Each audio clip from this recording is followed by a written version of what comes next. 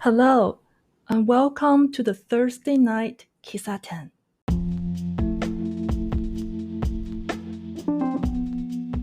Today, we're going to talk about the TV show, recommendations for solo life girls.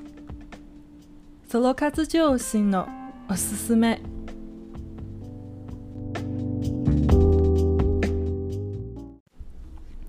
Recommendations for solo life girls is one of my favorite late-night drama shows on TV Tokyo. The show is actually an adaptation of Mayomi Asai's essay collection of the same title.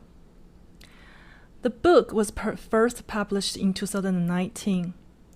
The collection documents the activities the author did alone between 2015 and 2019.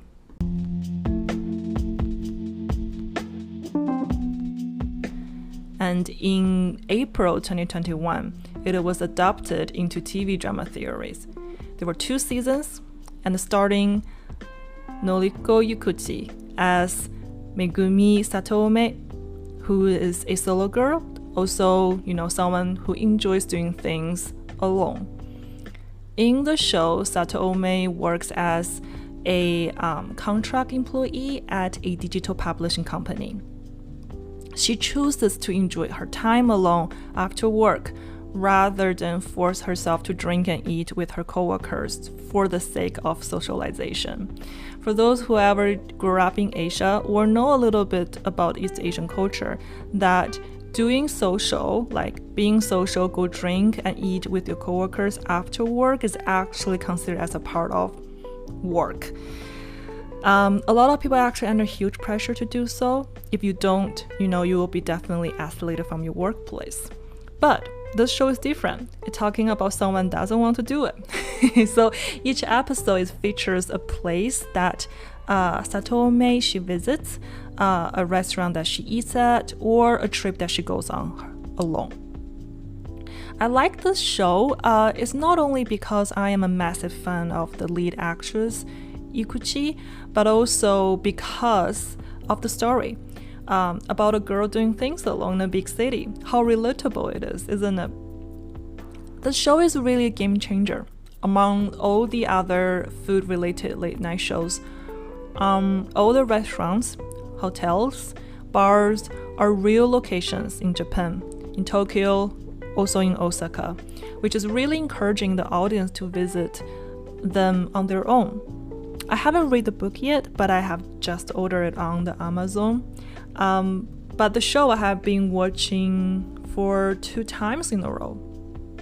The shows talk about, definitely a girl does things alone, that also talk about how she does things alone and what she learned from it, and what she grown out of her, social stress. So, especially in the last episode of the season 2, that Satome, she goes on kayaking along the Nonagi River in Tokyo. And there was conversation that in that episode that really is one of my favorite part of the show. So a middle school girl, she on the riverbank and then approaches to Satome during her break and asks, is this kayaking thing's interesting? And Satome says, yes, kayaking is very entertaining. Well, the schoolgirl is taken back by Satome's quick answer. She is in shock. She asks aggressively back to Satome, says, you don't have friends? Satome looks at her and said, I do have. And then she paused and she throws the question back to the girl and says, what do you mean by friends? Friends means friends, like those people who hung out with you. The schoolgirls, she explains very, very impatiently. So Satome smiles and then answers the question peacefully.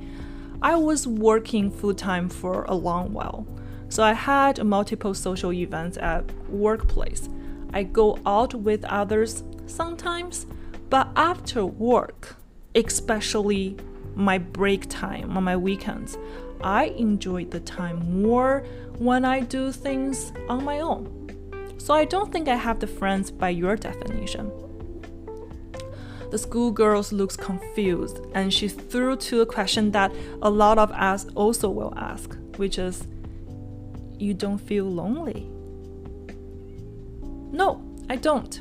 Because some things and activities are most interesting to do on my own.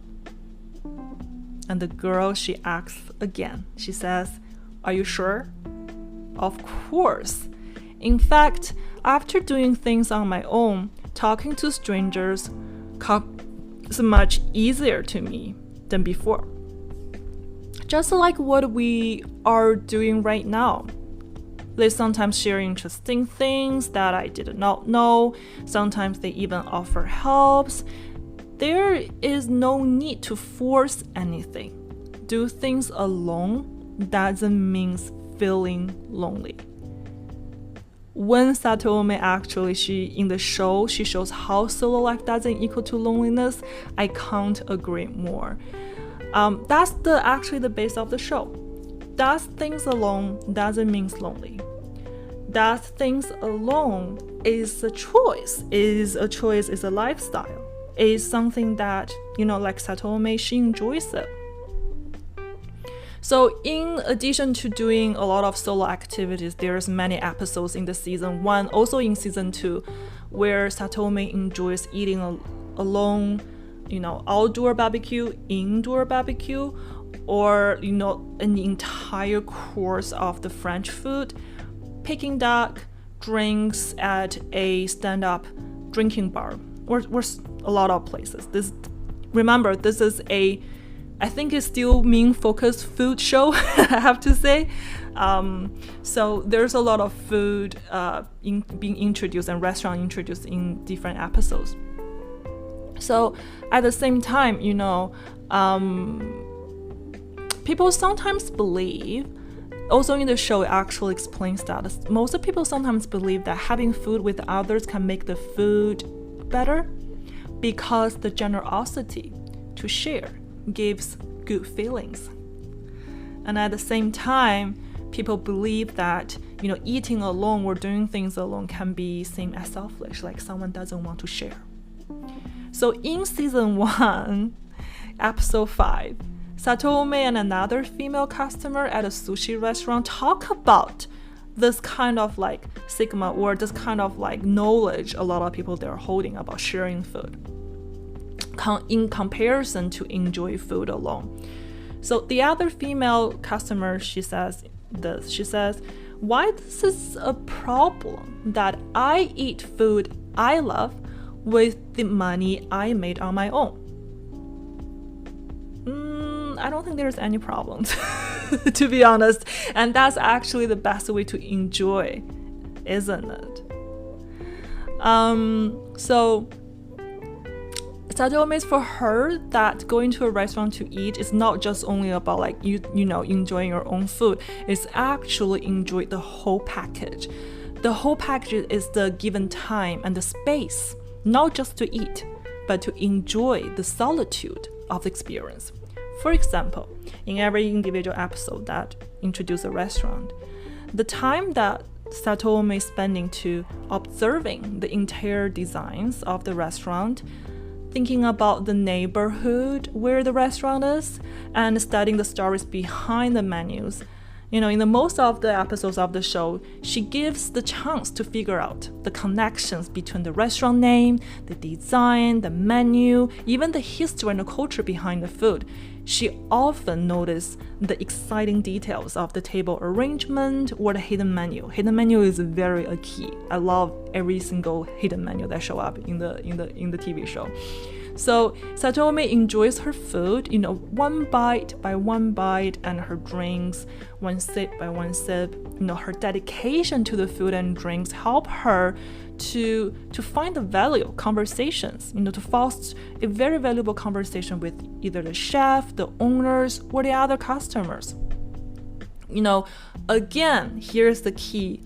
Actually, the core, I think the thing that the TV show trying to pass on is learning your own need or learning her own needs and serving herself the best Satome builds her confidence and higher. Think about you learn some very interesting knowledge that other people don't know and eventually can share with other people. And this kind of like, this joy that when you found out a hidden menu that you can just walk in next time, order the one is not being written on the menu, and the relationship you foster with others. It's definitely a gift, isn't it? So the recommendation for the solo life girls also openly discuss the gender bias in doing things alone. This which actually the part that I love the most. A lot of shows or conversations that we happen to like won't really touch on this, but this one openly talks on this. So a woman going out alone, or let's say a woman living a free lifestyle, can be seen as a troublesome or even offensive to others. In my own opinion, that's just sexism in another definition, in other words. No excuse. So these biases also played a big part in making the solo life harder for females, not the males sometimes. I can be biased here, but in the show, the season 2, episode 7, Satome meets an elderly lady in a hot spring hotel lounge. The lady shares her experience of traveling alone in the past, and she asks Satome whether she knows it was very hard for female of all ages to book a hotel room in Japan in the past. Satome answers, "Isn't it because it is hard for the hotel to prepare food for just one person? Because, as we all know, a group with a large number means a lot of profit for the hotel." That was my guess first too. But the elder lady's face turns bitter as she explains, well, quotation, quote, "It would be nice if it was the reason." So she goes on. But the truth is, the hotels believe a female traveling alone will bring trouble to the hotel. Because an unchained female or girl on her own must carry unreasonable burdens, such as doing something illegal or running away from the husband or the family. Therefore, the female must doing something horrible in the hotel room. AKA suicide. So it was most impossible for a female to book a hotel room for herself in the past, maybe 30 to 20 years ago. Many females were never able to travel alone even, nor to have some alone time. However, this old lady goes on, a man who travels alone was never rejected by the hotels.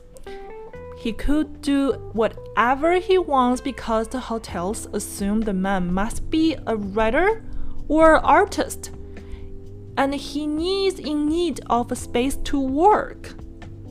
Then they would start talking or suspicions about like the novel, the fiction this man or like the art this man might be working on, which is so ridiculous. Cold. So the elder lady, she's sharing her experience, much of what I have heard about others' opinions of women doing things alone. They think there's a bitter reason, a very bad reason, very bad experience that happened as women doing things alone. However, a man doing things alone is a free spirit. It's like the old gentleman is so cool. But for a woman doing things alone must be a loser, pitiful, tragic, sometimes even unsafe. I can share some like personal experience here that, last summer, on the way to a park, I went to a park with my neighbor and her dog. My neighbor, she's also a lady who is like in the early 30s, not lady, like a girl who's in her early 30s like me. And she said, I go to the park with my dog because I don't want to be seen like a loser to others. Oh. Her facial expression was kind of calm, but her tone was a little bit, sad. To her, doing things alone is tragedy. And at the park, I questioned my neighbor the statement that she just made. And I said, if that was the reason that you got a dog and why you called me today? She paused and replied quietly, And she said, yes, I guess so. I think she's like a lot of people that I know that really comment herself with this kind of social burdens that, cannot be seen as doing things alone. Because doing things alone is sad. However, one of my biggest takeaways from doing things alone is once I know how to create space for myself, I know how to make space for others. So it is human nature for most people to worry about, to be afraid about one day finding themselves all alone in the world. But from some social logic perspective, the most people agree that, they also agree that like no friends equal to no happiness, no partner equal to no happiness, and also is lonely. But, in this show, they definitely discuss this. Every single episode discuss with this kind of like huge social force that against the people who does things alone. So Satomi often must force herself to do things with others, creating an easy feeling and, this placing an emotional burden on herself. So that's why one day she asks herself, like also her boss encouraged her, like, why do I have to force myself to do things I hate? If you like to do things with other people, by all means, please do so, really. But if you even don't enjoy it, then what's the point of doing it? Basically, that's the core thing of the show. Choosing to spend time alone is Satomi's answer to her own self-love. After doing things alone or spending space or time with herself, she soon learned how to make herself happy. When to ask for help with life and also work, and how to draw the boundary with others. By all means, this is one of a really good shows that I have been watching for past 5 years or so. And I'm very excited to read the book. I know the book is actually more like a recommendation list or checklist for you to do. But it's also a gentle book that tells people that do not worry about what other people are thinking, because you don't know the things that others are also very busy to do their own things. If you eat or do things alone at a restaurant or on the street, actually there are not many people paying attention on it.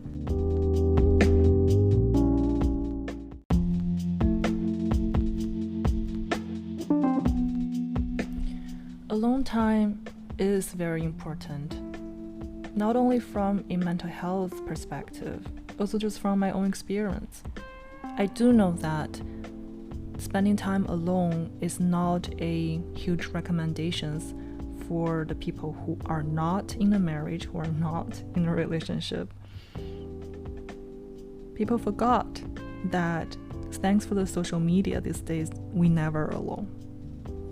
We go work, we're on the transit, we're walking on the street, we listen to the news that we read, the conversation that we had with coworkers, the communication that we had, even short conversations that we had in the restaurant and bars.